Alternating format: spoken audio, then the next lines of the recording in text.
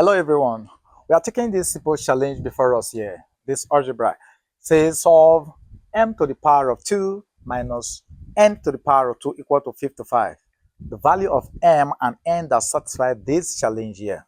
This question is a very sweet one. How do I mean? Look at the figure we have on this other side. We can easily simplify this down, right? And the expression on the left-hand side is also a unique one. So since the left-hand side is a unique expression and the right-hand side is a unique figure or numeral, then we can apply simple algebraic method in solving this. So here we're going to take our solution. Here. So take a look at the expression on the left-hand side of the equation. We are having m to the power of 2 minus n to the power of 2. So when you see expression of this kind, what comes to mind? Difference of 2 square. What does the difference of 2 square says? It says that when you have your x, let's take x, this marker is not right away. Let me change this off. It says that when you have your x raised to power 2, then minus your y to the power of 2, this is equal to bracket open x plus your y, bracket x minus y. We are familiar with this, right? Good. So we can rewrite the left-hand side of the expression here. And so this could be written as our m plus our n, or in bracket, our m minus n, then equal to. Then the beauty of this figure here is that 55 can be split into your 11 times 5, right? Good. We can split this to 11 times 5, or we can say 5 times 11. So here we have here 5 times 11. Now, we are restraining our solving to just the integer solution, okay? We are only asked to find the integer solution here, right? So if it is the integer solution, then we will not make use of other factors other than these 5 and 11, because we can equally get other factors that are in fractional form, okay, from these figure here. But here we just narrow our solving to these two figures here, 5 and 11.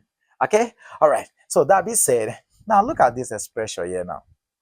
We are having a multiplication here of this and this, and we're having a multiplication of this and this. So we can easily equate. But to which of them are we going to equate to 5, or to which are we going to equate to 11? Now, if you check here, we are having m plus n, and here we are having m minus n. And so for us to pick the actual one to equate to 5 or 11, we have to consider the values here. So our m plus n is greater than m minus n. Okay, so remember that m plus n is greater than m minus n. So if it is true, then it means that this will be equated to this and this will be equated to this. So we're going to have m plus n is equal to our 11. So we can take this as our equation 1. Then our m minus n is equal to our 5. Then this is our equation 2. It is easy to solve now. So we can either use the substitution method or the elimination method.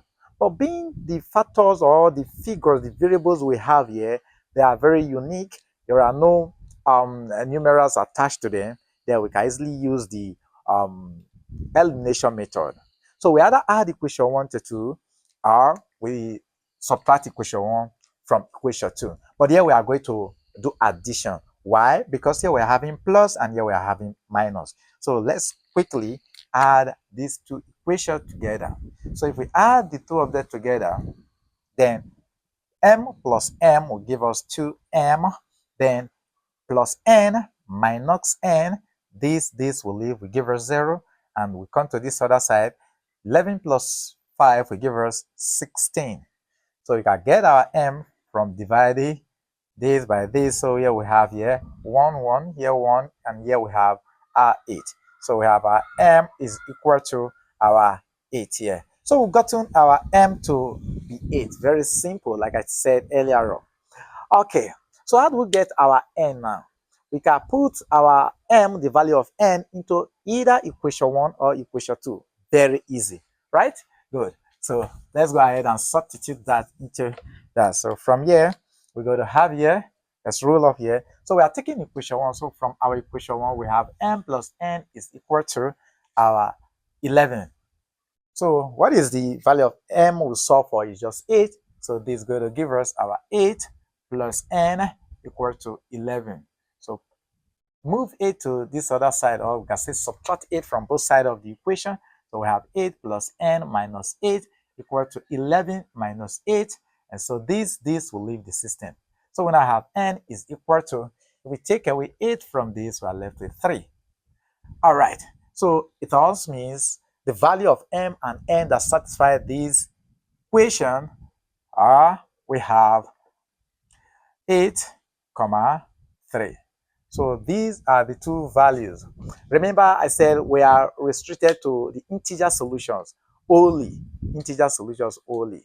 Okay, we still have some other solutions, but for this class, we are restricted to the integer solutions only. Thank you for being there. See you in our next class. Bye.